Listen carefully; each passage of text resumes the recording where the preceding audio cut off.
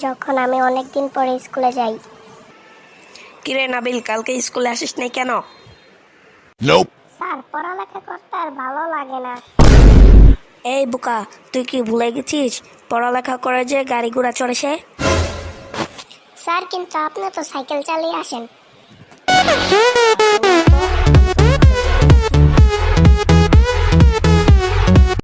আমি যখন গার্লফ্রেন্ডের সাথে দেখা করতে চাই।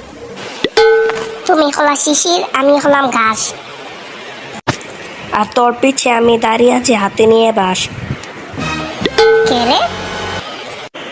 আরে আমি তোর বাপ। আব্বা, তুমি এখানে? আমি যখন বিড়ি খেতে যাই।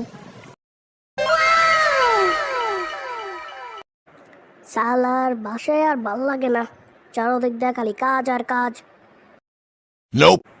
এবার এই গাছ তলায় বসে ইচ্ছা মতো বিড়ি খাবো।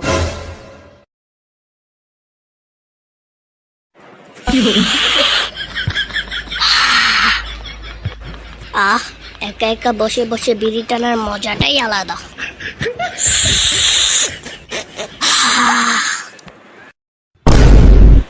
রে, তুই এখানে কি করছিস?